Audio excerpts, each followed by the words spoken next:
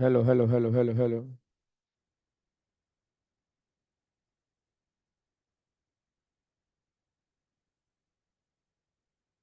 Hello hello hello hello hello hello hello hello.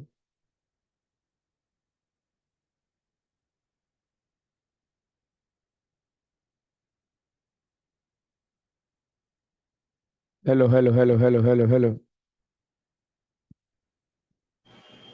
Yes, sir, you are audible.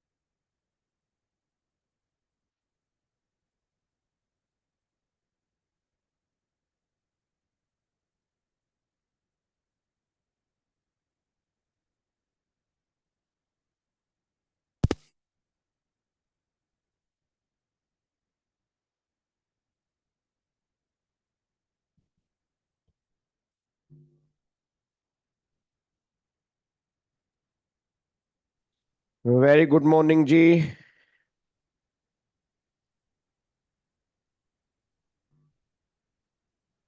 Good morning sir. की हाल या चाल। Sir. Sir. सुप्रभात आप सभी को, सुप्रभात। Good morning Ashok. Good morning Dhananjay. Good morning Sahil. Good morning Sonali. Good morning Aman. Good morning Vasudev. Good morning Giridhar. Ashok. Jatin. Vansh. Archi. Hema. Sanchit. Divyanshi. O my God, और ये नाम क्या है? 77। ये कैसा नाम है भाई? Oppo. Oh my god. Good morning DK. Good morning Aman. Good morning Kunal. Good morning Bhumi. Good morning Anchal. चलो जी, तो स्टार्ट करते हैं फिर अपना डाउट सेशन जी। ठीक है।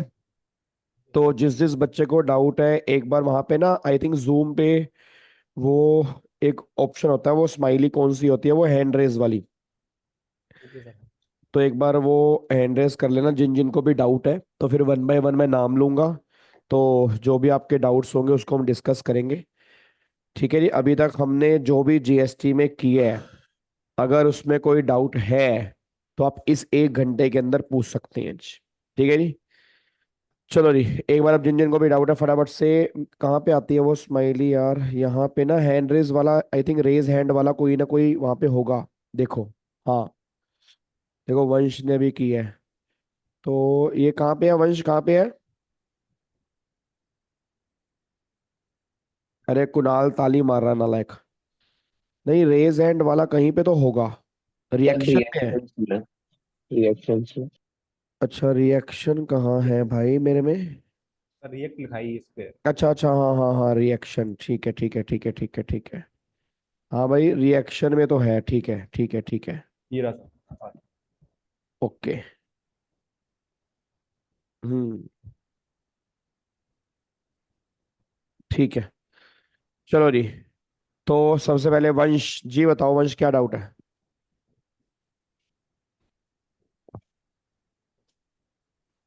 वंश। Yes sir, good morning. Good morning. Sir मेरे को आईटीसी का ना क्वेश्चन नंबर 20 पूछना था।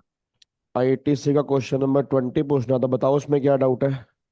सर जैसे फर्स्टली हमें हमने कंप्यूटेशन करना था ना मिनिमम जीएसटी पेबल। हाँ, सर मेरे को वो नहीं पता चला है कि वो कंप्यूट कैसे करना है। देखो उसमें 3 स्टेप होने हैं। जो उसमें टेबल दी हुई है ना आईटीसी वाले, आई थिंक क्वेश्चन नंबर 20 में वही है ना, जिसमें आउटवर्ड सप्लाई अलग दी है और इनवर्ड सप्लाई अलग दी है, और फिर नीचे उसने आईटीसी का बैलेंस अलग दिया हुआ है। Yes sir. तो उसके अंदर आप ये देखो, आपको 3 टेबल दी है। पहला तो उसने दिया है मेरे ख्याल से आउटपुट, आउटवर्ड सप्लाई। तो यस सर। आउटवर्ड सप्लाई से आपका जीएसटी निकल के आ जाएगा, कितना जीएसटी आपने देना है। ठीक है ओके ना? सर। आउटवर्ड का मतलब क्या है? सेल।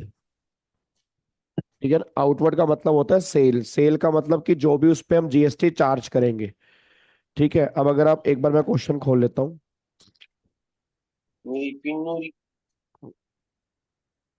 सर जैसे हमने इसमें यूज करना होता है पहले आईजीएसटी, वो नहीं मेरे को पता चला कि वो यूज कैसे करना है। एक मिनट रुको, मैं देख रहा हूँ। तुम्हारी आवाज मुझे ऐसे पता नहीं क्यों लग रही है, लास्ट बैच में हमारे एक स्टूडेंट था गौरव, वैसी लग रही है बिल्कुल।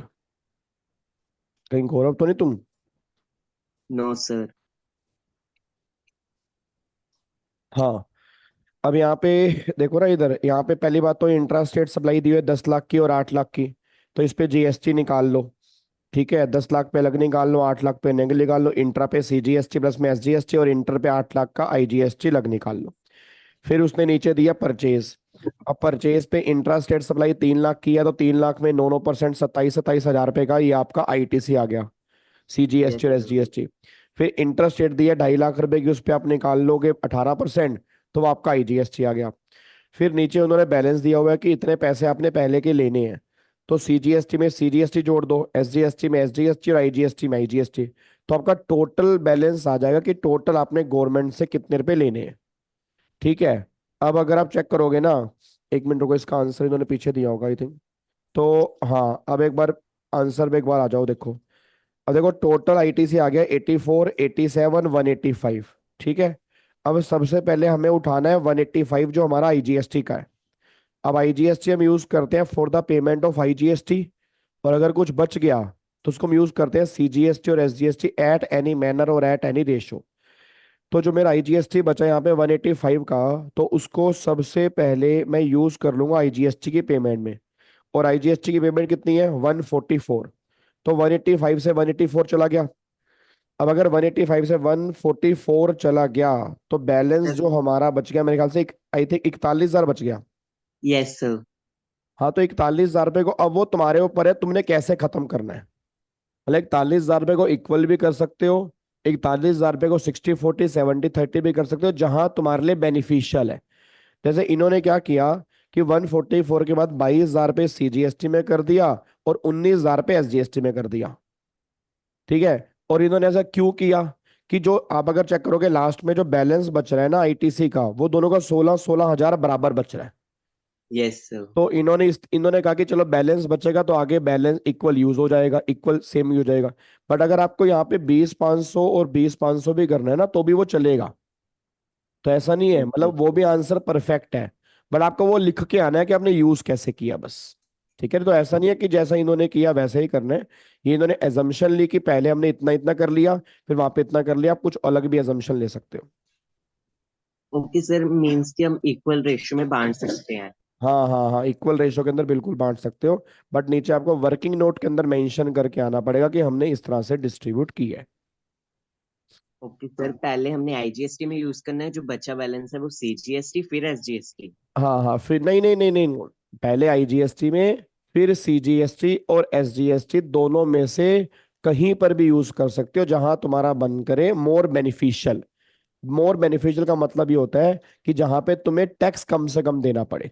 कई बार क्या होता है, जैसे मान लो IGST का टैक्स, सॉरी, IGST में यूज कर लिया, उसके बाद मेरे पास बैलेंस बच गया। अब मेरे पास SGST का टैक्स ज्यादा है और CGST का टैक्स मेरे पास कम है, तो पहले मैं SGST में यूज करूंगा ताकि मेरे को टैक्स कम से कम देना पड़े। तो वो डिपेंड करता है क्वेश्चन पे कि आपको यूज कैसे करना। हाँ, ये तो कंफर्म है कि IGST पहले IGST से ही होगा, उसके बाद फिर वो तुम्हारे ऊपर डिपेंड करता है कि तुमने यूज कैसे करना है उसको। Okay sir. Sir thank you. Okay जी, वेलकम जी। Good morning sir. Good morning Vansh, good morning. Sir आप कैसे हो? मैं बहुत बढ़िया हूँ भाई, बहुत बढ़िया। तुम सब सुनाओ सर आप कैसे। सर आपसे टैक्स पढ़ने की इच्छा बहुत थी, जब से 12th क्लास में देखा था ना, CA विवेक गावत सर। अच्छा। बहुत ज्यादा थी आज। और आज पहली बार आपको देख रहे हैं लाइव स्क्रीन पे, वो नालायक भी। बेटे, तुम तो डेली देखते हो, मैं तुम्हें पहली बार देख रहा हूँ, ये बोलो। तुम तो डेली मेरे को देखते ही हो। जी सर। जी सर, बल्कि आज आपसे बात कर पा रहे हैं। अच्छा, हाँ ये बात, हाँ थोड़ा सा ये कह सकते हो कि सर पहली बार हम बात कर पा रहे जी सर। हैं। बहुत बढ़िया वंश, बहुत बढ़िया, ग्रेट। सर जो टैक्स में जो क्वेश्चन दिए हुए थे GST के, उसमें ECO ITC में ना सेक्शन लिखे हुए साथ में, सेक्शन 16(1), सेक्शन 16(2), तो सेक्शन डालना पड़ेगा बार बार हमें जो भी नहीं नहीं विजिट नहीं, करेंगे। सेक्शन देखो, सेक्शन लिखने की रिक्वायरमेंट नहीं है। अगर आपको याद हो जाए तो अच्छी बात है। देखो, गिने चुने आपके 3 सेक्शन है, 16, 17, 18। ठीक है। यस। अब जहां पर भी ITC ब्लॉक की बात होनी है, वहां पर एक ही सेक्शन लगेगा, 17(5). तो वहां पर यस। 17(5) आप लिख के आ जाओ। और जहां पर नॉर्मल केस में ITC मिलने की बात हो रही है, कंडीशन की बात हो रही है, अगर आपको सब सेक्शन याद नहीं आ रहा तो आप ये लिख दो, एज पर सेक्शन नंबर 16, तो भी काम चल ओके। जाएगा। बट अगर आपको वो भी याद नहीं आ रहा तो लिखने की रिक्वायरमेंट नहीं है, मतलब गलत नहीं लिखना। याद है तो लिखो, नहीं तो गलत नहीं लिखना बस। सर आपने जो कल वो लिखवाया था गुड्स मोटर व्हीकल वाला, और जो पैसेंजर्स की थी, उसमें ये समझ में आया कि जब पैसेंजर मोटर व्हीकल में, पर्सनल मोटर व्हीकल में ITC ब्लॉक था 16, 13 से कम में, और फिर आपने लिखवाया था कि एक्सेप्ट पैसेंजर मोटर व्हीकल, तो उसमें अंतर क्या था?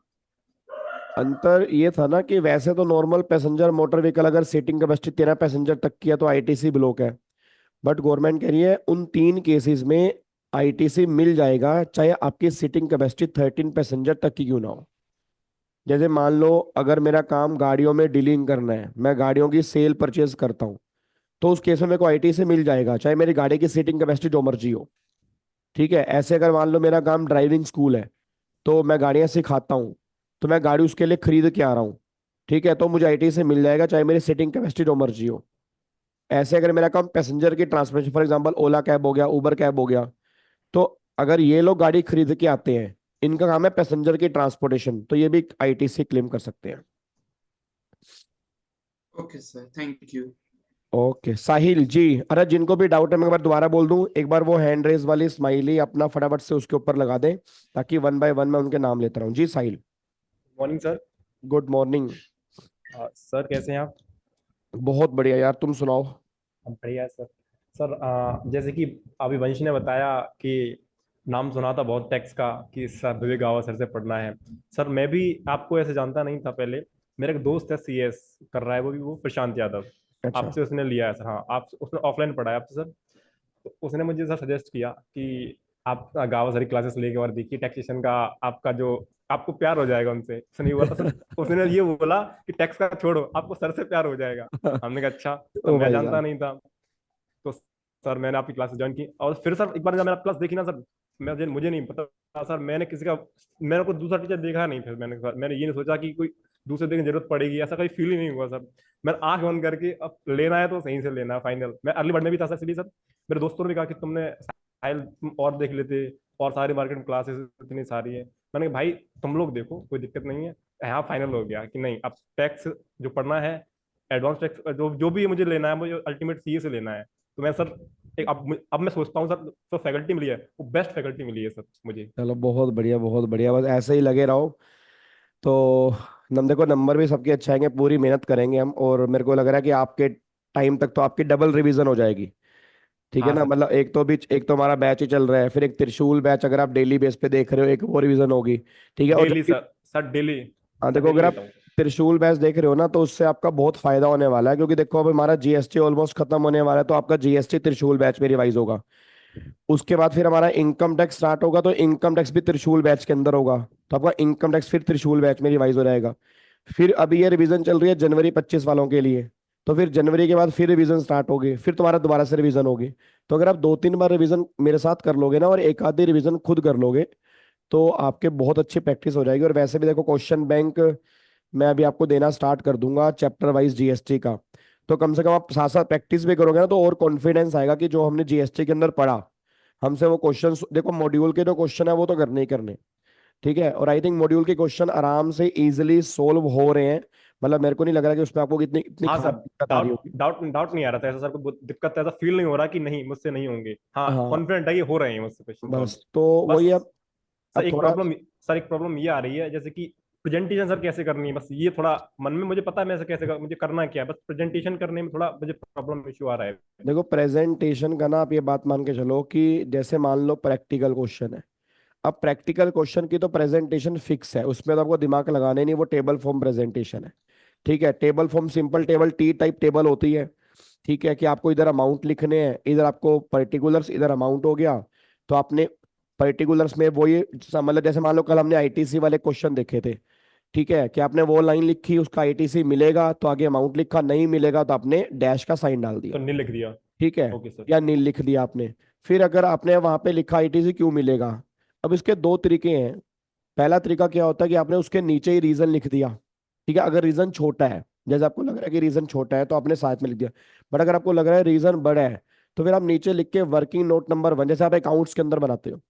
अब अकाउंट्स में, फाइनल अकाउंट्स में क्या करते हो कि पहले आप ट्रेडिंग बना रहे हो, पीएनएल बना रहे हो, बैलेंस शीट बना रहे हो, फिर आपने जो जो एडजस्टमेंट किया उसको वर्किंग नोट में लेके जा रहे हो, लास्ट में यस सर। वर्किंग नोट बना रहे हो। तो सेम यहाँ पर भी है, मतलब प्रैक्टिकल क्वेश्चन की तो प्रेजेंटेशन सेम है, बस आपने टेबल बनानी है, ठीक है, आपने सामने वो जो भी उसके क्वेश्चन में लाइन दी होगी वो लिखनी है, सामने अमाउंट लिखना है, रीजन अगर साथ में लिखना है तो भी अच्छी बात है, नहीं तो बाद में वर्किंग नोट में लिखना है, बट रीजन लिखना जरूर है, रीजन के अलग से नंबर होते हैं, ठीक है ना। जैसे अभी मैं होपफुली इस बार बच्चों के एग्जाम होंगे, जब रिजल्ट आएगा तो मैं जिस बच्चे के भी अच्छे नंबर आएंगे मैं उसकी एक मार्कशीट भी निकलवा लूंगा, ताकि आपको थोड़ा सा आइडिया लगे। जैसे मैंने अभी क्या किया था, अभी हमारे जो सीएस के बच्चे हैं मेरे, तो उसके ऑल ओवर इंडिया रैंक था एक लड़की का, भूमि, तो उसने मेरी क्लासेस देखी हुई थी, उसका 75 मार्क्स उसके टेक्स्ट में आए थे। अब सीएस के बच्चों के लिए 75 टेक्स्ट का मतलब कि उनके 90 नंबर आ गए, हाँ सर। क्योंकि सीएस के बच्चों को ना एक्चुअल में टेक्स्ट से डर लगता है। जैसे हम लोग क्या है, हमारा हम सीए हैं तो हमें टेक्स्ट से प्यार है, ठीक है, उनको लगता है भाई ये पेपर ही कहाँ से आ गया, ये खत्म क्यों नहीं होता, जबकि हमें हर क्लास में इंटरेस्ट आता है, क्योंकि हमें पढ़ने का मजा आता है, क्योंकि हमारी लाइन ही वही है ना। Yes sir. एक्चुअल में क्या है, जहां पर भी आगे जाके टेक्स्ट की बात आएगी वहां सीए का नाम आना ही आना है, ठीक है। तो उनका वो कोर नहीं है, तो उनका कोर नहीं है ना, तो उनको पढ़ने में ना बड़ी आफत आती है, तो वो इसमें ना पीछे भागते हैं कि नहीं यार 40 नंबर लेने हैं, 45 लेने हैं। तो उस ऑल ओवर इंडिया रैंक आया, उसके 75 मार्क्स थे, तो उसकी मैंने मार्कशीट मंगाई और मैंने यूट्यूब पे अपने पर्सनल चैनल पे डाली ताकि बच्चे उसको देखें। तो उस बच्ची ने इतनी बढ़िया प्रेजेंटेशन की है, आप भी उससे गाइडेंस ले सकते हो, क्योंकि देखो प्रेजेंटेशन तो सेम है ना, क्योंकि अब तो क्वेश्चन सब में सेम है, चाहे मैं मान लो सीएस के बच्चों को पढ़ा रहा हूँ, चाहे मैं आपको, क्योंकि बड़े बड़े क्वेश्चन सब में सेम आ रहे हैं और प्रेजेंटेशन बड़े बड़े क्वेश्चन की सेम ही करके आनी है, इंस्टीट्यूट दोनों सेम है, ठीक है ना। तो उसने बढ़िया प्रेजेंटेशन कैसे की है, मतलब कि उसने एक एक अमाउंट बताया है कि अमाउंट आया कैसे है। तो उसका पेपर देख के ना मेरे को अपने सीए फाइनल की याद आ गई, मतलब कि मेरे को अभी तक याद है कि सीए फाइनल में ना हमारा एक पेपर है डायरेक्ट टैक्स, आपका भी आएगा सीए फाइनल के अंदर। तो उस टाइम ना सीए फाइनल की हमारी बुक होती थी 3000 पेज की, मतलब 3000 पेज की फाइनल की बुक होती थी। उस टाइम मैंने कोचिंग ली अपना विनोद गुप्ता सर से, अब तो उन्होंने रिटायरमेंट ले ली, तो मैं उनको टैक्स का भगवान मानता था, और मैं नहीं, इवन सारे जितने भी यार बड़े बड़े टीचर पढ़ा रहे हैं सब उनसे ही पढ़े हैं, मतलब उनके उनके ऊपर टैक्स किसी का था ही नहीं, चाहे वो कोई माने या ना माने। ऑब्वियस सी बात है कि एक बार कोई टीचर पढ़ाना स्टार्ट करे उसको लगता है मैं ही सबसे बेस्ट पढ़ा रहा हूँ, तो वो तो कहने की बातें हैं, बट सबके दिल में पता है कि विनोद गुप्ता सर ऐसी नॉलेज किसी के पास नहीं थी, मतलब बहुत अलग लेवल पे थे। तो उनके ना डायरेक्ट टैक्स के ना मॉड्यूल आते थे, मतलब अलग अलग पार्ट्स में बुक आती थी, और टोटल मिला के 11 बुक्स थी, और 11 बुक्स, हर बुक 250-300 पेज की होती थी, तो 3000 पेज का मॉड्यूल था। तो ये फाइनल में ना ये बोलते थे कि अगर आपने डायरेक्ट टैक्स में अगर 50-60 नंबर भी ले लिए तो भी तो आप सीए बन गए, आप ये मान लो बस, क्योंकि वो इतना सारा मॉड्यूल है, इतना सारा कंसाइज करना है, आपको याद करना है, बड़ी दिक्कत वाली बात है। तो फिर मैंने अपना पढ़ना स्टार्ट किया। तो मेरे को अभी तक याद है कि जब मैंने अपना सीए फाइनल का पेपर दिया डायरेक्ट टेक्स्ट का, तो मैंने उस पेपर को ना इतना बेस्ट देने की कोशिश की कि मैंने कहा यार इसमें ना इंस्टीट्यूट मेरे को नंबर दे ही दे।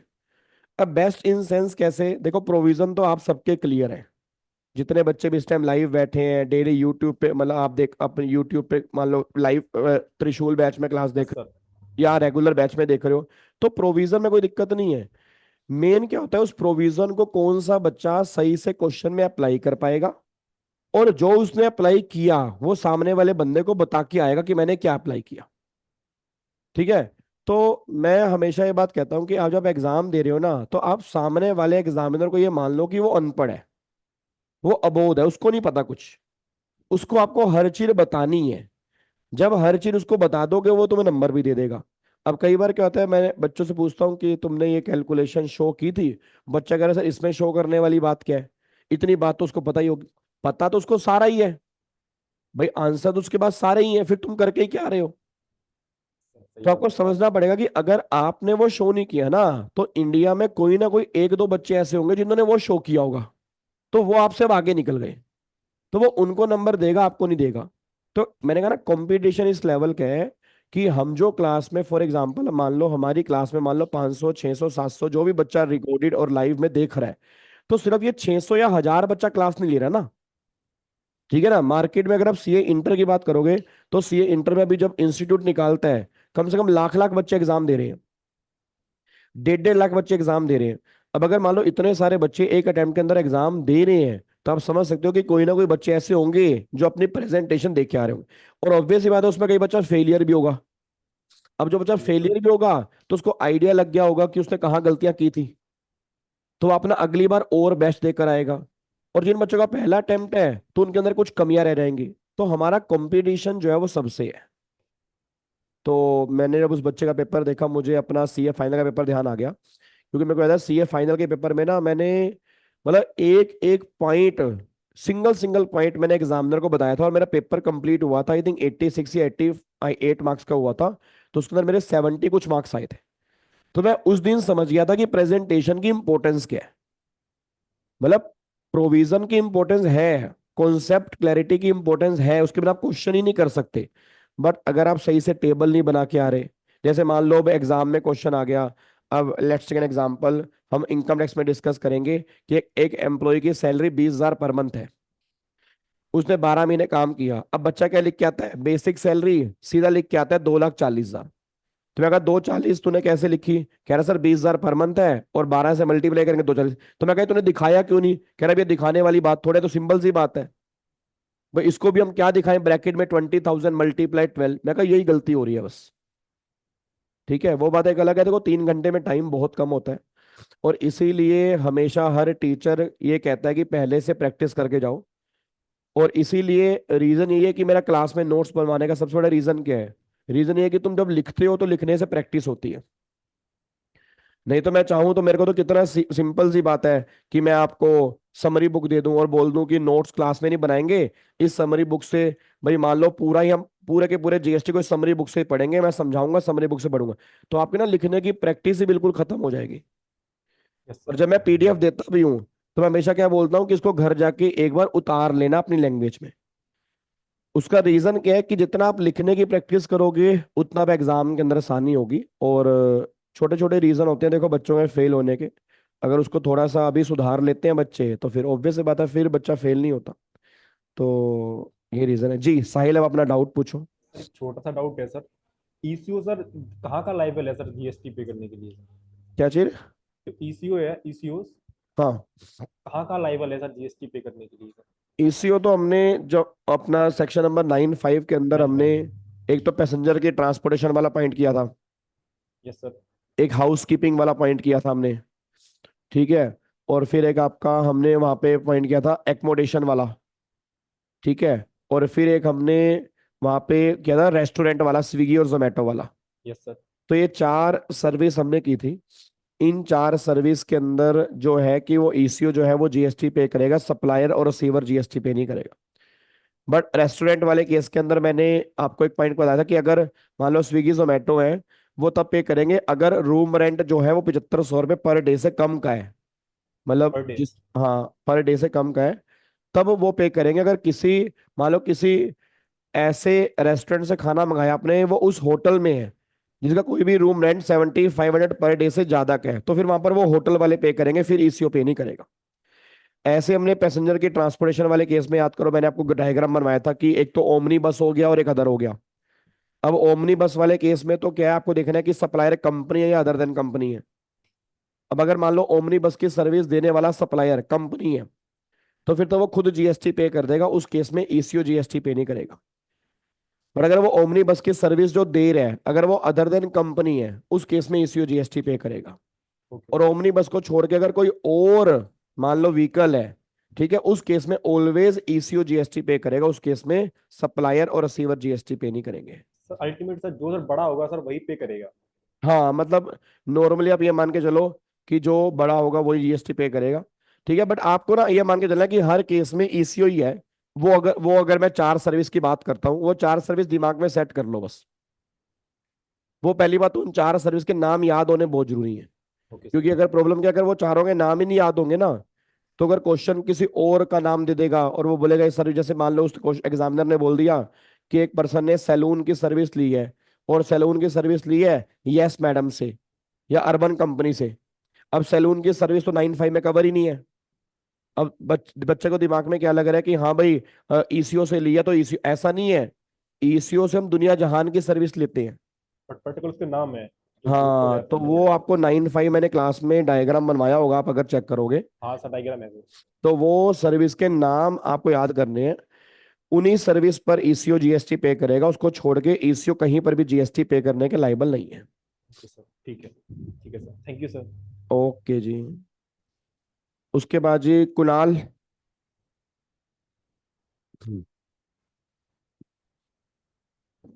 जी कुणाल।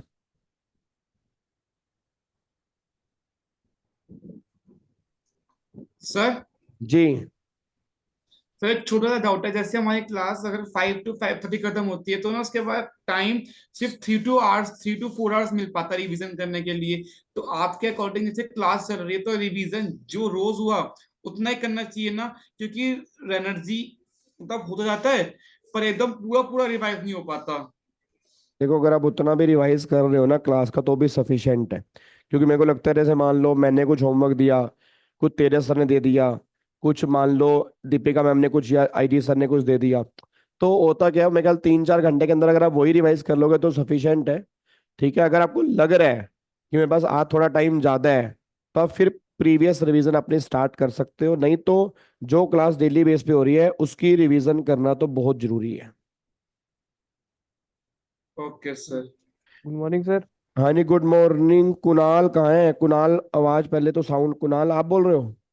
No sir. अच्छा, पहले चलो आप बताओ, आपका भी हैंड रेस है जी, क्या डाउट है? सर वो जो ईवे बिल वाले क्वेश्चन है, मुझे चैप्टर में थोड़ा डाउट था। बोलो क्या डाउट है। सर ईवे बिल की लिमिट है ना, मतलब 50,000 से जब अबव होगा तभी हमने वो मतलब ईवे बिल इशू करना है। हाँ जी। तो सर अगर जो वो रिसीवर है वो अगर सप्लायर के पास से सामान लेके जा रहा है, मतलब उसके जहाँ पे सप्लाई मतलब वहीं सप्लायर से का प्लेस ऑफ, हैंड डिलीवरी, जैसे जहाँ पे प्लेस ऑफ बिजनेस है वहीं से सामान लेके जा रहा है अगर सप्लायर, तो उस केस में ईवी बिल की रिक्वायरमेंट नहीं है। खाली जब वो ट्रांसपोर्टेशन होगी तभी चाहिए होगा ना। हाँ, जब वहां से वहां गुड्स की मूवमेंट सप्लायर कराएगा, जब बीच में ट्रांसपोर्टर इन्वॉल्व होगा, तभी ईवी बिल की बात होगी। सर ईवे बिल उसी वक्त काटना, मतलब कि जो वैलिडिटी तो ये हमने पढ़ाया था आपने, जैसे कि वो 200 किलोमीटर और 20 किलोमीटर पर डे वाला। हाँ हाँ हाँ हाँ, वही वही वही। तो सर वो उसी करंट टाइम का कटेगा ना, जैसे आज आज मैंने काटा है ये 8 AM का सुबह, तो हाँ, उस हिसाब से मतलब कि रियल टाइम कटेगा ना वो। जैसे क्या होता है, जैसे मान लो मुझे अब आज कोई सामान डिलीवर करवाना है, ठीक है, शाम को 4 बजे करवाना है, तो 4 बजे से पहले मुझे ईवे बिल जो है वो जनरेट करना पड़ेगा। मतलब जो, मतलब जब मूवमेंट जो है ना, मूवमेंट उससे पहले मेरे को ईवे बिल जनरेट करना पड़ेगा। अगर मेरे को आज 4 बजे भिजवाना है, तो 4 बजे से पहले मेरे पास ईवे बिल होना चाहिए। गवर्नमेंट ये कह रही है कि मूवमेंट से पहले आपके पास ईवे बिल होना चाहिए, उसके बाद नहीं होना चाहिए। मतलब उसके बाद आप नहीं इशू कर सकते, उससे पहले करना पड़ेगा आपको। जैसे जैसे आज क्या 15 डेट है, तो हम 14 का या 13 का इशू नहीं कर सकते? कर दो, उसमें आपका नुकसान है? नुकसान ये है ना, वैलिडिटी कम नहीं हो जाएगी आपकी? Yes sir. तो बेटर ये है हम same day, even same day क्या यार, हम 1 घंटा पहले करते हैं। उसमें कर टाइम कितना लग रहा है? जीएसटी पोर्टल पे जाना है, 15-20 मिनट के अंदर सारा काम हो जाना है। हम क्यों 1 दिन पहले करेंगे? Yes sir, thank you sir. Sir ऐसे है कि लिमिट केवल 10 किलोमीटर से 20 किलोमीटर के एरिया के अंडर ही करना? क्या चीज वो? तो ये है कि अगर मान लो आपको सेम स्टेट में जाना है, ठीक है, और 50 किलोमीटर के अंदर जाना है, तो आप उस केस में ईवी बिल तो जनरेट करना पड़ेगा, ऐसा नहीं है, एग्जम्पशन कहीं पर भी नहीं है। बट उस केस में हमने ये पढ़ा था कि अगर 50 किलोमीटर के अंदर है और मान लो मल्टी व्हीकल यूज हो रहे हैं, तो उसको अपडेट करने की रिक्वायरमेंट नहीं है। ठीक है, बट ईवी बिल तो जनरेट करना पड़ेगा। एक केस हमने पढ़ा था जहां एग्जम्प्ट है, कि अगर वो आपका धर्म कांटा वेटमैन स्टेशन जा रहा है और 20 किलोमीटर के अंदर है, तब ईवी बिल जनरेट करने की रिक्वायरमेंट नहीं है। ऐसे अगर 5 किलोमीटर हो तो भी करना है, 2 किलोमीटर हो तो भी करना है? हाँ बिल्कुल करना है, बट प्रैक्टिकल लाइफ में, सही बताऊं यार, प्रैक्टिकल लाइफ में कोई इतना करता ही नहीं है। अब पता है, यस मान सर। लो एक्चुअल में क्या कर वो, ये किसके अपना वो ऑन हो गया जी। यस तो सर, बट नहीं क्यों? हाँ, तो प्रैक्टिकल लाइफ में नहीं करता कोई, बट हाँ अगर गवर्नमेंट की अकॉर्डिंग देखूं तो आपको करना है, जरूर करना है जी। Thank you sir. ओके जी। 50,000 से कम पे जरूरी नहीं है? हाँ वहाँ जरूरी नहीं है। Thank you sir. ओके जी संचित। Good morning sir. Good morning मेरे बच्चे, गुड मॉर्निंग। कैसे हो सर आप? मैं यार बहुत अच्छा हूँ, आप बताओ कैसे हो? सर जैसे मैंने सी फाउंडेशन की क्लासेस अल्टीमेट्स किए थे, नहीं ऑफिशियली यूट्यूब से की थी 30 डेज के अंदर। अच्छा। तो उसके बाद जैसे रिजल्ट के लिए टाइम था हमारे पास, तो मैं जैसे इंटर की क्लासेस देख रहा था, तो फिर आपका जैसे ना अल्टीमेट से पे शॉर्ट्स की रिवीजन चल रही थी।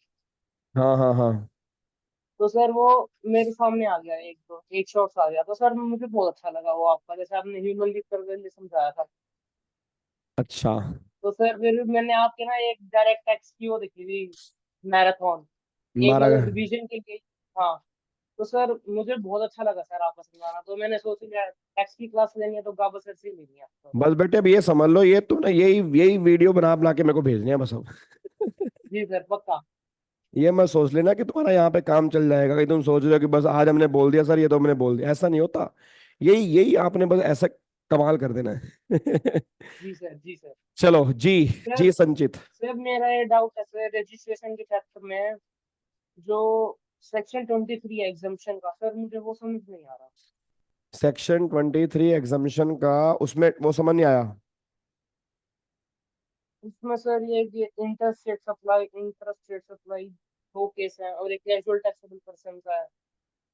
वो यार वो ना ये कहना चाह रहा है, देखो पहले तो सेक्शन 23 का मतलब समझो। वो ये कहता है कि अगर आप 23 में कवर हो जाते हो ना, तो आपको रजिस्ट्रेशन करवाना ही नहीं है।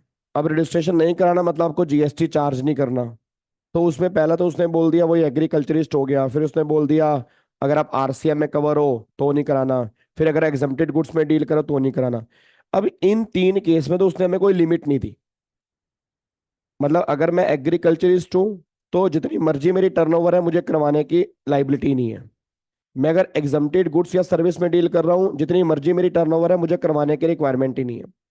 अगर मैं ऐसी सप्लाई कर रहा हूँ जो रिवर्स चार्ज में है, जिसमें सामने वाला जीएसटी पे करेगा, तो मुझे करवाने की रिक्वायरमेंट ही नहीं है। उसके बाद फिर गवर्नमेंट ने बोलना स्टार्ट करे, जैसे मान लो अगर मान लो फॉर एग्जांपल आप सप्लाई कर रहे हो इंटर स्टेट, ठीक है, अगर आप इंटर स्टेट सप्लाई कर रहे हो सर्विस की। अब एक्चुअल में क्या है, वैसे तो इंटर स्टेट वाले केस में करवाना जरूरी होता है, सेक्शन 24 में लिखा है इंटर स्टेट वाले केस में जरूरी है।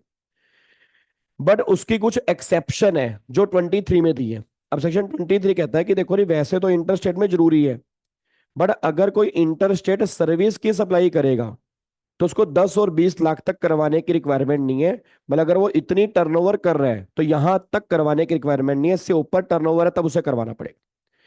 फिर ऐसे आपने देखा होगा, आपने अपना सेक्शन 24 में लिखा हुआ है कि अगर आप इंटरस्टेट गुड्स की सप्लाई करोगे तो करवाना जरूरी है। तो 23 ने बोला बिल्कुल जरूरी है, इंटरस्टेट वाले केस में जरूरी है, हम मना कर ही नहीं रहे। बट अगर वो इंटरस्टेट गुड्स की सप्लाई कर रहा है और वो गुड्स हैंडीक्राफ्ट गुड्स हैं, तो 10 और 20 लाख के हम उसको एग्जामिशन दे रहे हैं, तो वहां तक उसे करवाने की रिक्वायरमेंट नहीं है, 10 और 20 लाख तक वो छोड़ सकता है।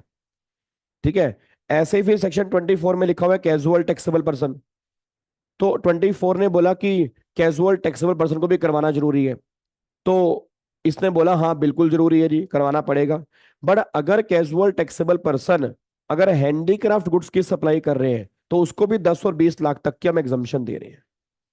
तो उसके अंदर इन्होंने एक्चुअल में वो जो पॉइंट्स लिखे हैं वो ये बात कहना चाह रहे हैं कि अगर इन इन केस में आप कवर हो जाते हो और आपकी टर्नओवर इतनी है तो यहां तक नहीं करवाना, उसके बाद तुम्हें करवाना पड़ेगा। वो एग्जम्पशन 23 से दी गई है इनको।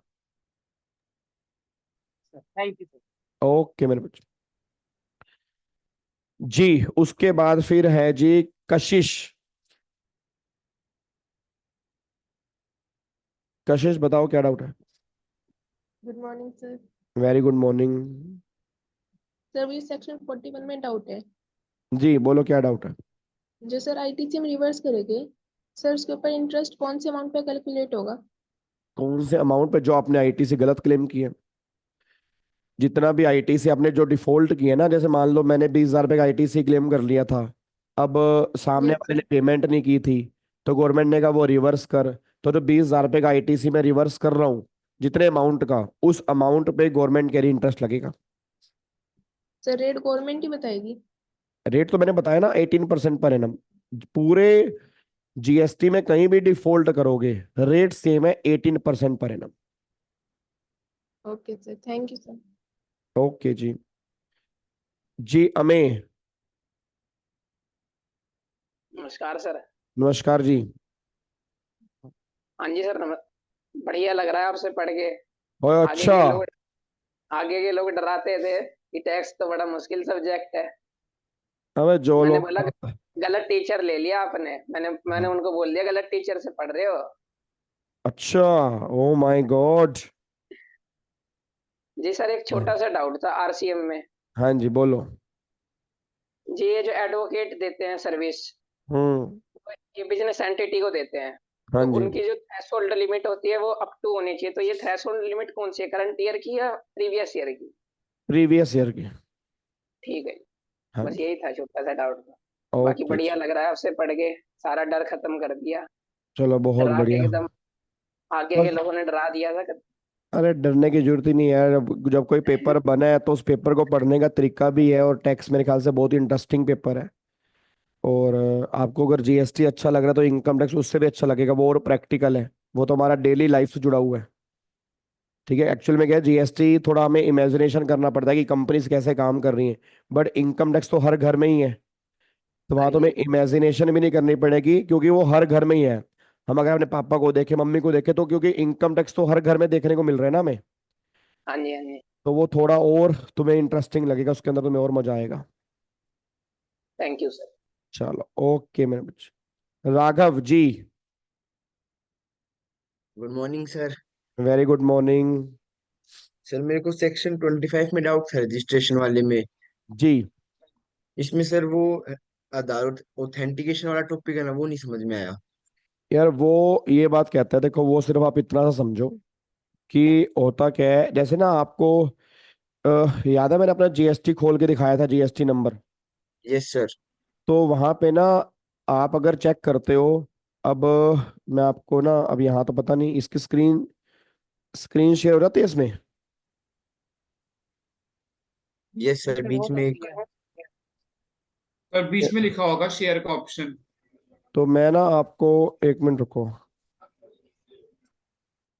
सर रिएक्शन के जस्ट राइट साइड में शेयर स्क्रीन। मैं एक सेकंड रुको, आपको ना स्क्रीन शेयर करता हूँ कहाँ पे। हाँ ये रहा, शेयर स्क्रीन का ऑप्शन आ रहा है। और ये रहा, ये आपको मैंने स्क्रीन शेयर कर दी।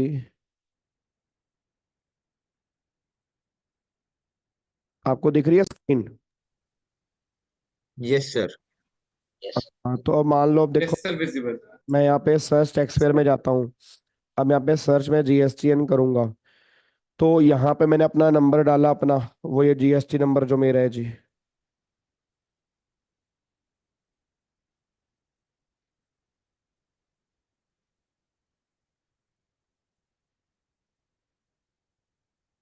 ये देखो। अब अगर यहाँ पे आप चेक करोगे ना, देखो यहाँ पे लिखा हुआ है वेदर आधार ऑथेंटिकेटेड यस। तो यस सर। यहाँ पे ना अगर आप चेक करोगे ना तो हर एक बंदे का यहाँ पे यस नहीं लिखा होता। तो एक्चुअल में क्या है, अब तो गवर्नमेंट ने वैसे मैंडेटरी कर दिया है कि बिना आधार ऑथेंटिकेशन के रजिस्ट्रेशन मिलेगा ही नहीं। ठीक है, बट अगर आप आधार ऑथेंटिकेट नहीं करवाते ना, तो फिर गवर्नमेंट क्या करती है, फिजिकल वेरिफिकेशन करती है। वो फिर आपकी मतलब घर आके वेरीफाई करेगी, सारा चेकिंग करेगी, फिर वो जाके अप्रूवल देगी, तब कहीं जाके फिर वो तुम्हें रजिस्ट्रेशन सर्टिफिकेट देगी। अब देखो आजकल प्रैक्टिकल लाइफ में गवर्नमेंट बोल रही है कि आधार ऑथेंटिकेट करो। आज कहीं भी जाते हो वो तुमसे मांगते हैं आधार कार्ड दिखाओ। अब आधार कार्ड में एक नंबर होता है, उस नंबर से ना तुम्हारी सारी डिटेल आ जाती है। तो वही यस सेक्शन सर। 25 के अंदर बोला हुआ है कि अगर आप आधार ऑथेंटिकेट करवा लेते हो तो आपका सर्टिफिकेट जो है वो जल्दी आ जाएगा, विद इन 3 to 7 डेज आ जाएगा। और अगर आप आधार ऑथेंटिकेट नहीं करवाते, आपकी फिजिकल वेरिफिकेशन होती है, तो उस दिन में सर्टिफिकेट जो है वो आने में 30 दिन लगा देता है। ठीक है, तो ये कॉन्सेप्ट जो है वो थोड़ा सा प्रैक्टिकल लाइफ से कनेक्टेड है। और बट अगर मैं आज की बात करता हूँ, अब तो गवर्नमेंट ने लास्ट जीएसटी काउंसिल के अंदर बोल ही दिया कि आधार ऑथेंटिकेशन जो है वो सबके लिए मैंडेटरी है।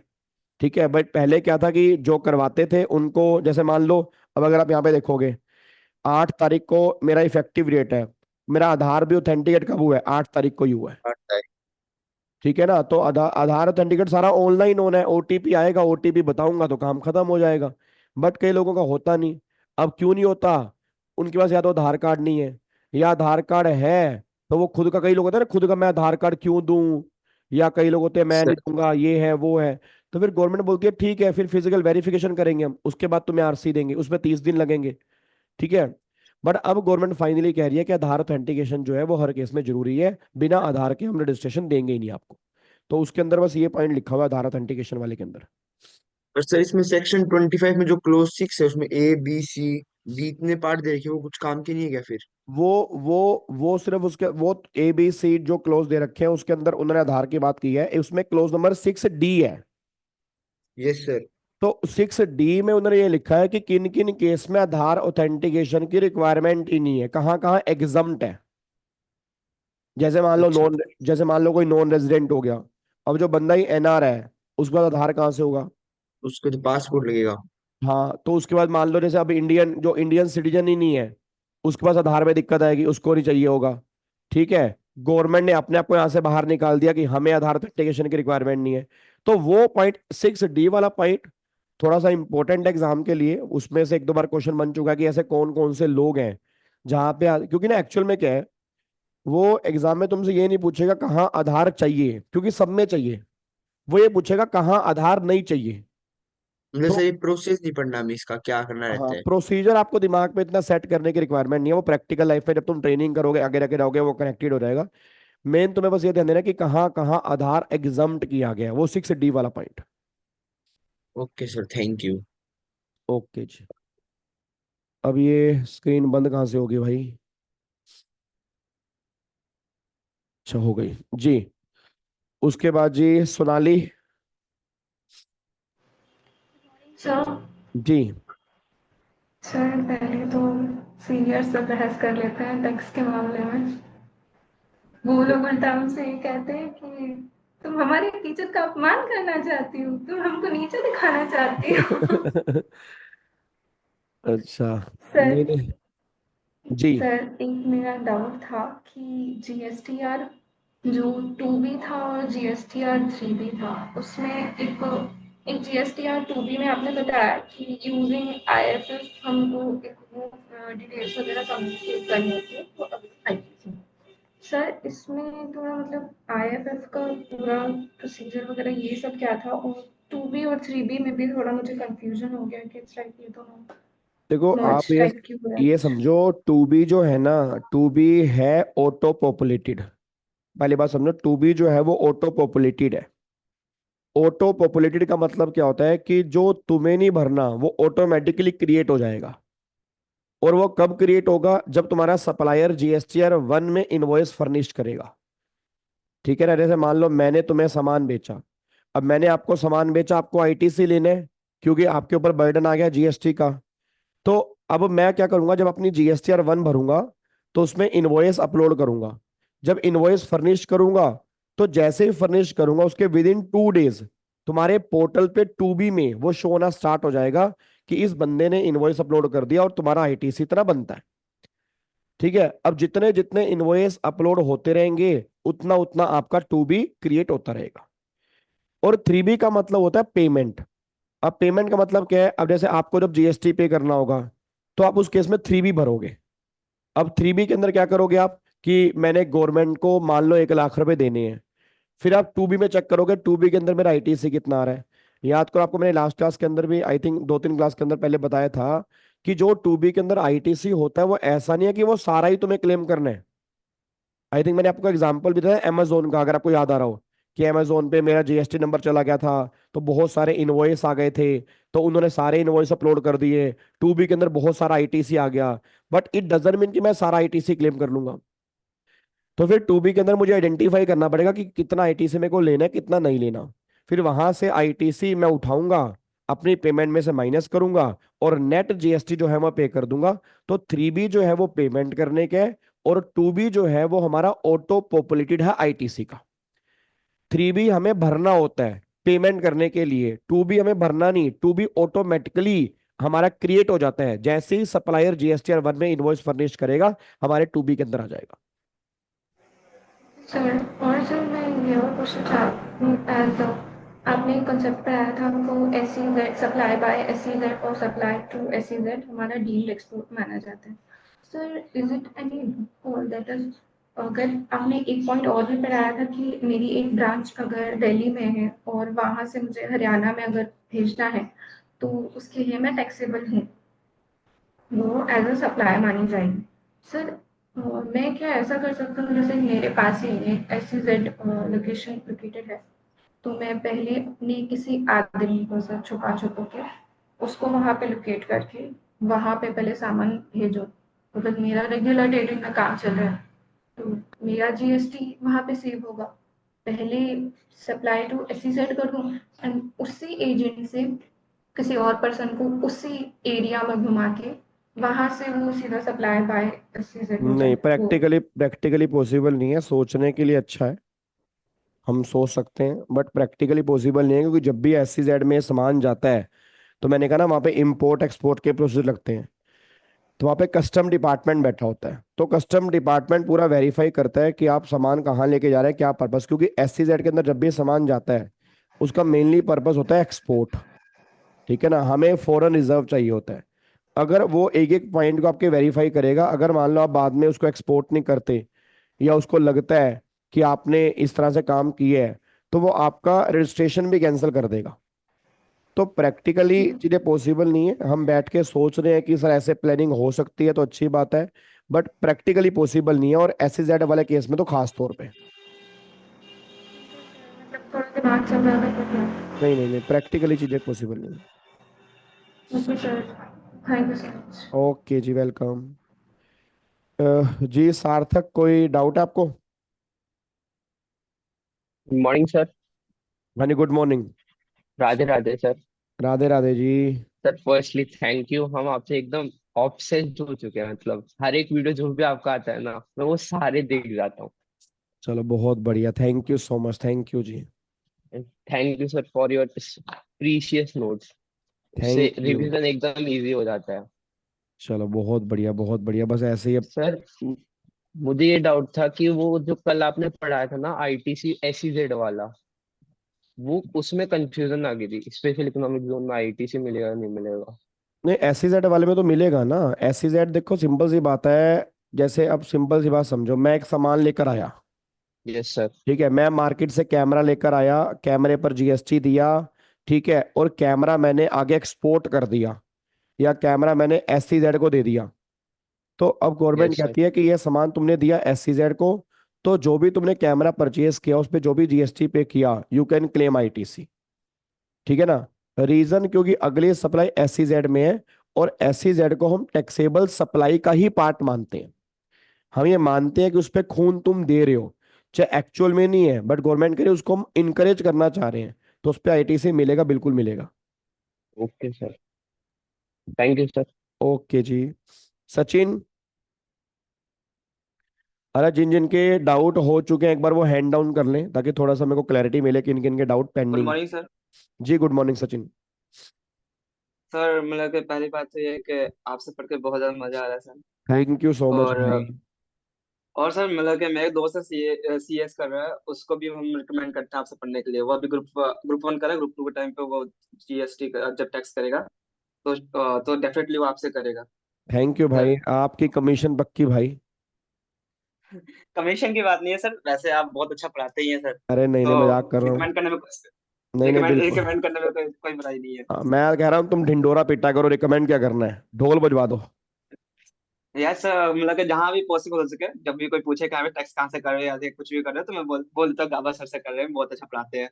उनसे एक चलो। बार पढ़ोगे तो आपको एक एक पहली बात तो ये, लेक्चर टाइम पे नींद तो बिल्कुल नहीं आएगी दोपहर के टाइम पे।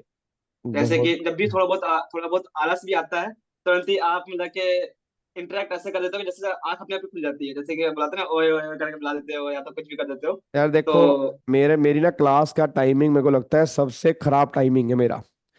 खराब टाइमिंग इन सेंस, क्योंकि 2:30 बजे का टाइमिंग मतलब खाना खाने के बाद। और यस खाना सर। खाने के बाद तो थोड़ा सा ना आंखों में नींद आती है। तो वो बहुत क्रूशियल टाइम होता है। मतलब क्रूशियल का मतलब ये है, क्योंकि एक्चुअल में क्या है, 2:30 से 4, 4:30 बजे तक मन करता है हम लेट जाएं, रेस्ट करें। Yes sir. और उस टाइम पे हमारी क्लास होती है, तो वो थोड़ा सा ना क्लास को एंगेजिंग करने के लिए वो थोड़ी थोड़ी हरकतें करनी पड़ती हैं। अब क्या करें, पापी और पेट का सवाल टाइमिंग है। भी एकदम आप सही होता है सर। टाइमिंग भी एकदम सही होता है सर, जैसे कि थोड़ा सा भी लगे तुरंत तुरंत ही। मेरे टाइम पे तो हम पता ही कैसे होता था कि जब भी मेरे को थोड़ा सा आंखें बंद हो या कुछ हो, तुरंत ही मतलब कि आप सर बोल देते हैं, तुरंत ही मतलब कि फिर दोबारा से मतलब कि एक्टिव हो जाते हैं, ऐसा होता है। हाँ, तो वो तुम्हें पता नहीं ना, मेरा कैमरा लगा हुआ है, तुम्हें वो कैमरा दिखता नहीं है ना। अब तुम्हें लगता है कि सर को कैसे पता, मेरे पास तो कैमरा है, मैं सबको देखता हूँ। या सर, और कभी कभी होता है कि हाँ भी ध्यान कहीं और चल जाता है, कोई बुला ले या कुछ हो जाए, भारी तरह ध्यान चले जाए, तुरंत ही आप कहते हो इधर ध्यान से इधर इधर की तरफ कॉपी कॉपी देखो, मतलब कि स्क्रीन देखो, ऐसा बोलते हैं आप। चलो, बहुत बहुत बार बढ़िया। ऐसा हुआ है, बहुत बार मैक्सिमम टाइम हमेशा ही होता है। मैं कभी कभी सोचता हूँ सच्ची में कैमरा तो नहीं लगा शायद, ऐसा सोच देते हैं। चलो, बहुत बढ़िया, और thank you sir so much जी। डाउट पहले था, लेकिन लेकिन अब वो क्लियर हो गया। सेक्शन जैसे 23 था उसमें था पहले, जैसे कि जब हैंडीक्राफ्ट गुड्स था, तो फिर माइंड में थोड़ा सा आया था कि अभी जब नॉर्मल गुड्स है, इंटर स्टेट है, तो उसमें तो फिर कोई लिमिट ही नहीं है। हाँ, उसमें कोई लिमिट नहीं, उसमें करवाना पड़ेगा, हैंडीक्राफ्ट वाले में लिमिट है बस। हाँ जी सर, उसमें डाउट था, जब मतलब कि जब किसी ने पूछा था, याद नहीं नाम, जब पूछा तब क्लियर हो गया सर, लेकिन फिर भी आपसे एक बार बात करना था थोड़ा सा, तो फिर मतलब कि हैंड डाउन नहीं किया था। Thank you so much, thank you भाई। Thank you sir. जी Shivani. Sir good morning. Very good morning. Sir मेरा रजिस्ट्रेशन चैप्टर में डाउट था। जी पूछिए। उसमें सेक्शन 24 में जब वो वाला केस है ना जिसमें 9(5) के स्पेसिफिक गुड्स है, उसके अलावा जिसमें सप्लायर जीएसटी पे करता है, हम्म। उसका एक्सेप्शन है सेक्शन 23 में। उसमें लिमिट है 20 लाख की। अगर लिमिट 20 लाख से नीचे हुई तो उस केस में जीएसटी कौन पे करेगा? उस केस में जीएसटी रजिस्ट्रेशन ही नहीं होगा ना, जब रजिस्ट्रेशन ही नहीं होगा तो जीएसटी क्यों पे करना है। अच्छा। जब आप एक बात बताओ, मान लो मेरे केस में लिमिट 20 लाख की है, तो 20 लाख तक तो मुझे रजिस्ट्रेशन ही नहीं कराना। और जब रजिस्ट्रेशन ही नहीं कराना, तो फिर मैं जीएसटी क्यों पे करूंगा उस केस में। अच्छा। और सर एक और था, टीसीएस और टीडीएस में क्या डिफरेंस है? टीसीएस और टीडीएस में आपको अच्छे से डिफरेंस मैं समझा पाऊंगा इनकम टैक्स के अंदर, थोड़ा सा वेट कर लो। बस अभी इतना समझो कि दोनों एक इंटरिम लेवी है। इंटरिम लेवी का मतलब गवर्नमेंट ने एक तरीका निकाला हुआ है कि पहले टैक्स लेने का, तो उसको हम टीडीएस टीसीएस बोलते हैं, क्योंकि ना पूरा चैप्टर है इनकम टैक्स के अंदर टीडीएस और टीसीएस का, तो वहां आपको डिटेल में बता दूंगा इन दोनों में क्या फर्क होता है। Okay sir. एंड सर आपके लिए आपने बोला था ना वीडियो बनाने की, वो वीडियो पूरी की तरीके से तैयार है ओह माय देने के लिए। गॉड, आज ही भेज देना। अच्छा ठीक है सर। और ये बाकी जो बच्चे नालायक बैठे हैं ना, जो मुंह दिखाई नहीं करवा रहे अपनी, बेटे वीडियो तो भेजनी पड़ेगी, मुंह दिखाई करवानी पड़ेगी। तुम अब सोचो कि तुम्हें शगुन मिलेगा, तुम्हारे घर में आऊंगा लिफाफे लेके, और 500 एकड़ पे तुम्हारी चुन्नी ऊपर उठाऊंगा, तुम्हारा मुंह देख, ऐसा तो नहीं होगा भाई। ठीक है। वैसे मैंने ऑप्शन दिया था आपको सुबह सुबह कि कोई दिक्कत नहीं है, क्योंकि आप कैसी अवस्था के अंदर बैठे हैं मैं कुछ कह नहीं सकता अभी। तो सुबह सुबह ऑप्शन मैंने दिया था आपको। बट शाम को जब डाउट सेशन होगा तो उसके अंदर तो मुंह दिखाई कंपलसरी है। ठीक है, तो ओके इस। सर। सर हाँ जी। सर आपको व्हाट्सएप पे सेंड करा था, आपने सीन नहीं करा था, आपको फिर वीडियो कहाँ पे सेंड करे? नहीं, व्हाट्सएप पे करो, आज मैं वेला हूँ, आज मेरी कोई क्लास नहीं है, बस आज मैं सबके, आज जितनी वीडियो भेज सकते हो भेज डालो, आज मैं सबकी वीडियो देख लूंगा। भेज दो ठीक है सर। सर, आज सेंड करते हैं। हाँ आज हाँ, ही कर आज देंगे सर, आज धुआं मेरी धुआं कर देंगे। आज मेरी क्लास है शाम को, तो शाम तक मैं सबके व्हाट्सएप चेक करूंगा, तो हो सके तो आज सारी भेज देना। ओके ठीक सर। है। आज भेज देंगे हम। हाँ आज जी। ही कर देंगे धुआं धुआं सर। अरे केसरी के लाल। आज ही भेज देंगे सर। चलो बहुत बढ़िया। हाँ जी, Kushal ji, Kushal. Good morning sir. Very good morning जी। सर मेरा कल की क्लास में डाउट है सर, सेक्शन 18 सबसेक्शन 2 में सर उसमें टाइम लिमिट है क्लेम करने की आईटीसी की 1 साल from the date of issuance of tax invoice. हाँ जी। सर उसमें कल अपने हम लोग ने कल एक सर एग्जांपल किया था, उसमें सर टाइम चला रहा था 6 क्वार्टर। वो मेरे बच्चे कैपिटल गेन का था ना, सॉरी कैपिटल गुड्स का था ना। कैपिटल गुड्स वाले केस में तो मैंने कहा था वो टाइम लिमिट है ही नहीं। अच्छा सर। वहां तो हम टाइम लिमिट लगा ही नहीं सकते ना कैपिटल गुड्स वाले केस में, क्योंकि वहां तो उसकी लाइफ ही 5 साल मानते हैं जीएसटी में। अच्छा सर। तो वहां तो 1 साल की टाइम लिमिट लग ही नहीं सकती, वो लग सकती है सिर्फ स्टॉक वाले केस में, इनपुट वाले केस में। Yes sir. तो वो वहीं पे एप्लीकेबल होगी। कैपिटल गुड्स वाले केस में 1 साल की ड्यूरेशन की टाइम लिमिट मैटर ही नहीं करेगी, क्योंकि वहां पे 5, अगर मान लो मैं बात करता हूँ 5% एज क्वार्टर, तो उसकी लाइफ होती है 5 साल। Yes sir. तो वो उससे ज्यादा भी हो सकती है। Yes sir. Yes sir. हाँ जी। बस यही डाउट था sir, thank you sir. Thank you जी। Dhananjay. Good morning sir. Good morning. Sir doubt तो कोई नहीं है, लेकिन रजिस्ट्रेशन का चैप्टर का जो क्लास किया हूँ उसमें मतलब सही से क्लास नहीं हो पाया है, तो वो फिर से देखना है। वो डॉट उसका जो है मतलब वो क्लियर हो जाएगा। अच्छा ओके, नहीं फिर उसको देख लेना, उसके बाद अगर कोई डाउट हो तो मुझसे पूछ लेना भाई। ठीक है सर। ठीक है। ठीक है। ओके हाँ और जी। ये आपसे सिर्फ बात करना था। थैंक यू सो मच मेरे भाई, थैंक यू। हाँ जी, छोटो सो मेरो मदन गोपाल, अपनी ऑडियो ऑन कर दो जी।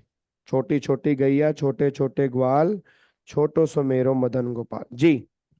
Good morning sir. Very good morning Madan. Sir जैसे कि फॉरेन रेसिडेंट इंडिया में टूरिस्ट करने के लिए आता है, घूमने के हम्म। लिए, हम्म। किसी चीज की जरूरत पड़ी तो फॉरेन से वो गुड्स मंगाता है इंडिया में। हम्म।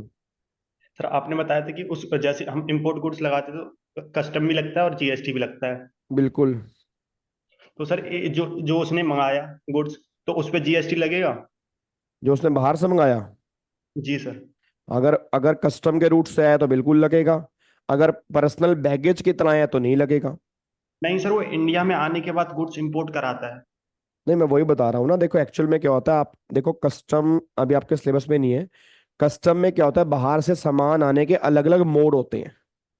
जी। ठीक है, अब जैसे मैं एग्जांपल के लिए, मैं अभी इंडिया में हूँ, मेरी बहन अभी 2 हफ्ते पहले बाहर से आई कनाडा से, तो उसने मुझे फोन किया कि विवेक तेरा आईफोन ले आऊं 15 प्रो। मैंने कहा नहीं, 16 लॉन्च होने वाला है, मैं 16 देखूंगा। 16 लॉन्च हो गया तो मेरा विचार ही चेंज हो गया, मैं कहा 16 भी नहीं मेरे को लेना अब। ठीक है। बट मैं कह रहा हूँ कि वो कहती बाहर से फोन ले आऊं। अब बाहर से वो फोन लेके आ रही है, कैसे लेके आएगी, बॉक्स ओपन करके लेके आएगी। बॉक्स ओपन करके लेके आएगी तो उसपे ना कस्टम है ना जीएसटी है, क्योंकि वो बन गया पर्सनल यूज। जी। ठीक है, अगर मैं बाहर से सामान मंगा रहा हूं एज ए कोरियर, ठीक है, या बाय वेसल रूट या बाय एयर रूट, तो उस केस में उस पर जीएसटी भी और कस्टम भी है।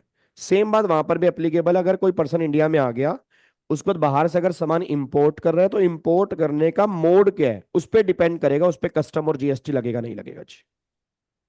अगर सर सेम केस इंडिया का पर्सन आउटसाइड इंडिया जाता है और हाँ सर तो अगर इंडिया से, अगर अगर इंडिया से मंगाएगा तो भी इंपोर्ट ड्यूटी की बात होगी, वहां पे अब जो जीएसटी लगेगा वहां के जीएसटी के रूल क्या है वो मुझे नहीं पता, बट कस्टम तो वहां पर भी लगेगा। जी सर ओके। सर एक और डाउट था आरसीएम में। जी। सर जब आर्बिट्री ट्रिब्यूनल और सर इंडिविजुअल एडवोकेट और फॉर्म ऑफ एडवोकेट और सीनियर एडवोकेट, जब फॉर्म ऑफ बिजनेस से, बिजनेस एंटिटी से कोई भी सर्विस या गुड्स एंड सर्विसेज प्रोवाइड करते हैं जी। सर, जब तो उसमें थ्रेशोल्ड लिमिट का क्या था, एक minute sir, threshold threshold limit limit था, हाँ 20 लाख की जो अपना लिमिट होती है, 10 20 और 40 की जो भी।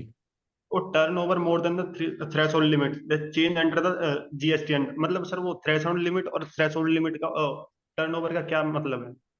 थ्रेशोल्ड लिमिट आपने पढ़ी होगी ना रजिस्ट्रेशन में। अच्छा सर, उसी वक्त उसी की वो बात कर रहा है कि अगर आपके पिछले साल के टर्नओवर उस थ्रेशोल्ड लिमिट से ज्यादा है तब तो जीएसटी लगाना, अगर वहां तक है तो जीएसटी मत लगाना। और सर टर्नओवर? वही टर्नओवर थ्रेशोल्ड लिमिट मतलब एग्जम्पशन लिमिट। तो वो एग्जम्पशन लिमिट काउंट तो करोगे ना, तो जी सर। उसी को टर्नओवर बोलते हैं ना। Okay sir, thank you. Okay Madan. उसके बाद और किसी का अगर डाउट है तो एक बार हैंड रेस कर लो। मैं 1 सेकंड के अंदर बस सर आपके पास आ रहा हूँ, 1 सेकंड बस। मेरा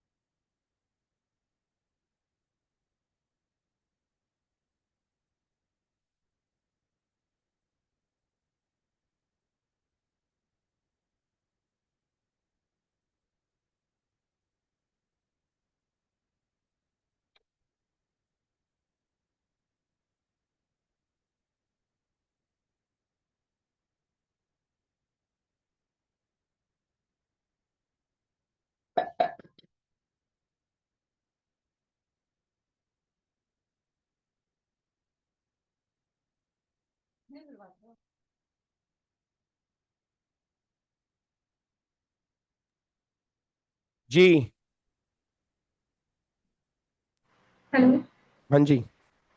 सर, मेरा ना केवल डायरेक्टर से कॉलेज का आरसीएम में थोड़ा मतलब कंफ्यूजन सा रह गया। एक पर्सनल कैपेसिटी का पॉइंट था और उसमें मतलब पर्सनल कैपेसिटी का पॉइंट कौन सा? आरसीएम और एफसीएम वाला। आरसीएम में पर्सनल कैपेसिटी वाला कौन सा सर पॉइंट? डायरेक्टर वाला, डायरेक्टर डायरेक्टर को डायरेक्टर अच्छा स्पेसिफाई। अच्छा अच्छा अच्छा, वो तो ये था कि अगर देखो पहली बात समझो, डायरेक्टर जो है, अब डायरेक्टर सर्विस जो दे रहा है कंपनी को वो दो कैपेसिटी में दे सकते हैं, एक तो डायरेक्टर की कैपेसिटी में और एक पर्सनल कैपेसिटी। अब डायरेक्टर ने मीटिंग अटेंड की, उस मीटिंग अटेंड करने की उसको डायरेक्टर सिटिंग फीस मिली, तो ये डायरेक्टर ने service the in the capacity of director. ठीक है, तो इस पे जी गवर्नमेंट कहती है इस पे लगेगा रिवर्स चार्ज। फिर अगर डायरेक्टर ने सर्विस दी है कंपनी को पर्सनल कैपेसिटी में, जैसे मान लो कंपनी को एक जगह चाहिए थी, डायरेक्टर के पास एक प्लॉट ऑफ लैंड पड़ा था, उसने वो लैंड किराए पर दे दिया कंपनी को। अब बताओ क्या ये ऐसे डायरेक्टर सर्विस दी है? नहीं ना, ये तो उसकी पर्सनल डीलिंग है।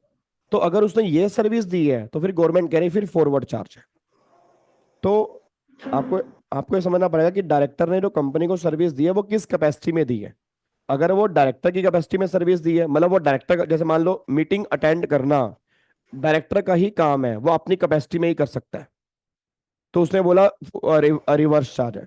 बट उसने रेंट, जी जी जी, अगर मैंने उसी डायरेक्टर को ऐसे बिठा दिया कि भाई आज की आप होल टाइम डायरेक्टर है, आप काम कर लो तो और अगर वो होल पूरे टाइम दिन भर डायरेक्टर है, काम अगर करना। देखो अगर होल टाइम डायरेक्टर है, वो एम्प्लॉय बन गया, उसको सैलरी मिल रही है, तो फिर तो मैंने कहा ही था वो तो एम्प्लॉयर एम्प्लॉय का रिलेशनशिप है, फिर तो वैसे ही जीएसटी नहीं है उस पर।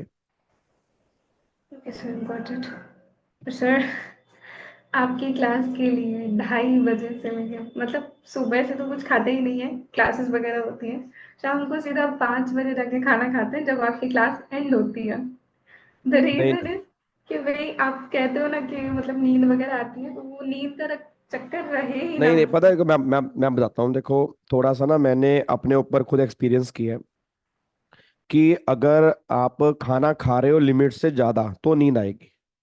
ठीक है, होता क्या है, देखो हमेशा दोपहर का टाइम ये बात मानने की है कि हमें भूख भी लगती है, तो मैं तो ये बिल्कुल रिकमेंड नहीं करूंगा अगर आप 5 बजे खा रहे हो, वो आपकी हेल्थ के लिए बहुत नुकसानदायक है।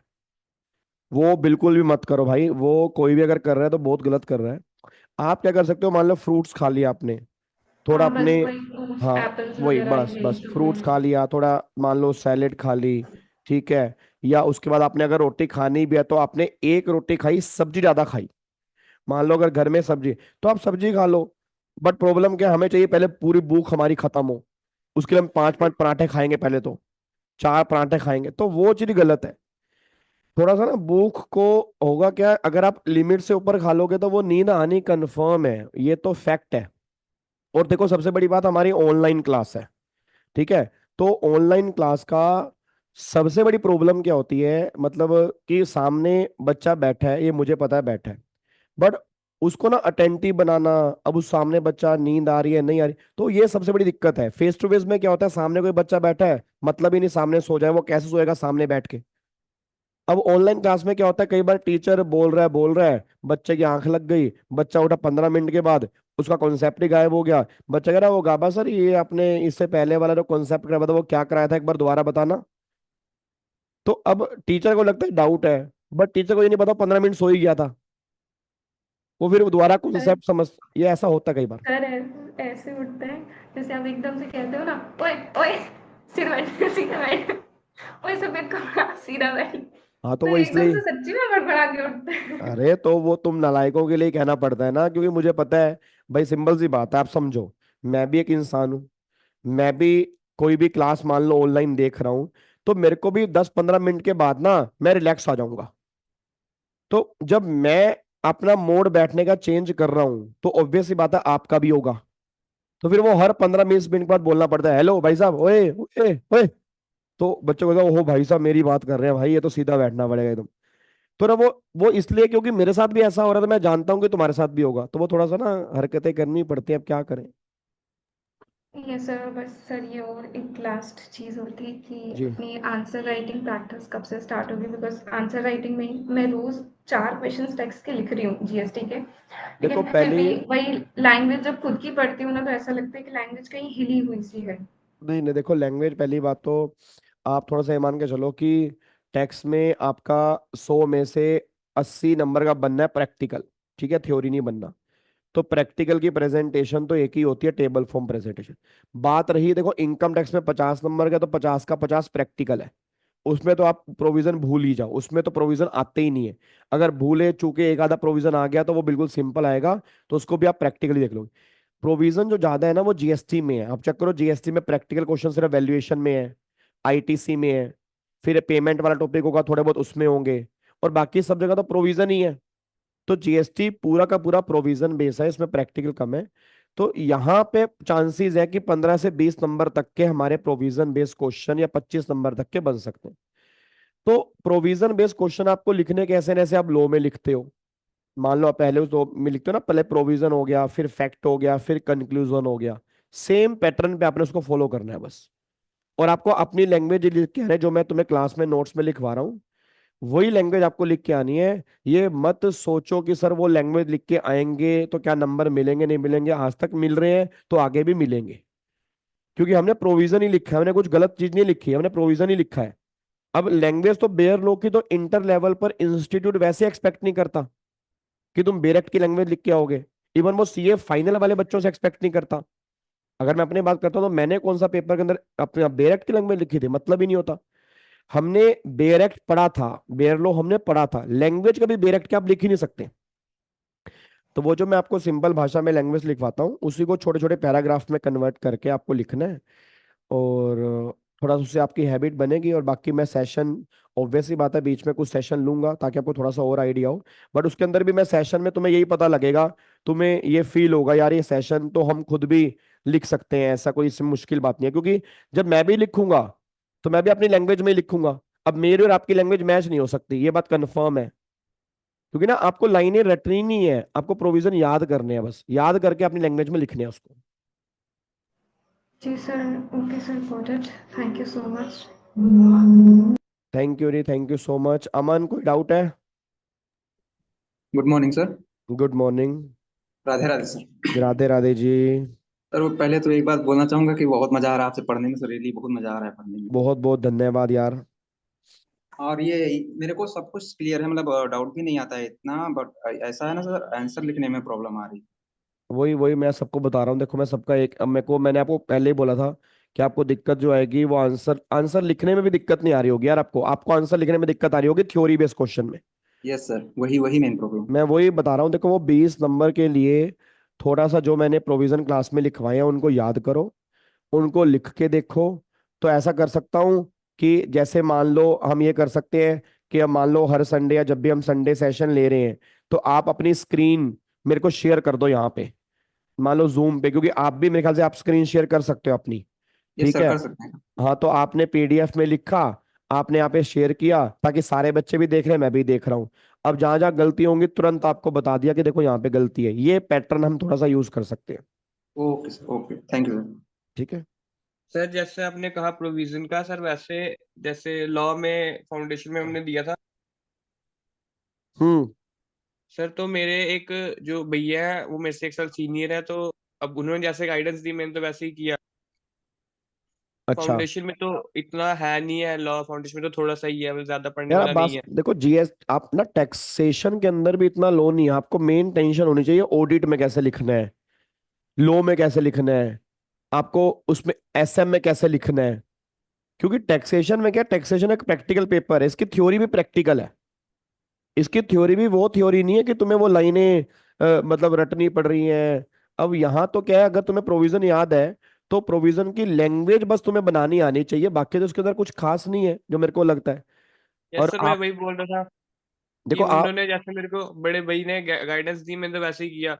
उन लॉ में तो फाउंडेशन में कम सिलेबस था, तो उन्होंने कहा था कि उन्होंने इंपॉर्टेंट क्वेश्चन बता दिए थे जो मैं याद करके गया था प्रोविजन में। झूठ नहीं बोलता सर, मैं सारा प्रोविजन मैंने जो इंपॉर्टेंट क्वेश्चन थे वो याद करके गया था, और हम्म उसमें से 70 मार्क्स का आया था। तो बाकी जो याद नहीं किया था, बाकी जो समझ के गया था, वो 20 मार्क्स का मैंने किया था। मैंने 90 मार्क्स का किया था लॉ का पेपर। सर मेरे 90 मार्क्स करने के बाद ही 43 मार्क्स आए वो लॉ में। देखो, मेन मैं बता रहा हूँ, देखो लो में आप समझो मेरी बात को, लो का पेपर, ऑडिट का पेपर, इन दोनों में इंस्टीट्यूट नंबर नहीं बांटता। उसमें उसको पेपर चेक करने वाले को लैंग्वेज चाहिए होती है, टेक्निकल की पॉइंट्स, आप समझो। क्योंकि ऑडिट क्या है, ऑडिट हमारा कोर एरिया है, तुम उसमें वर्ड्स को चेंज नहीं कर सकते ज्यादा। जो लैंग्वेज इंस्टीट्यूट ने यूज की है अपनी बुक में या आपके टीचर्स की बुक में है, वो लैंग्वेज आपको उसमें से कुछ की पॉइंट्स आपको उठा के लिख के आने पड़ेंगे, नहीं तो वो आपको नंबर नहीं देगा। ठीक है। अब बात रही लो की, लो भी क्या है, लो के अंदर भी क्या है, बेरेक्ट है।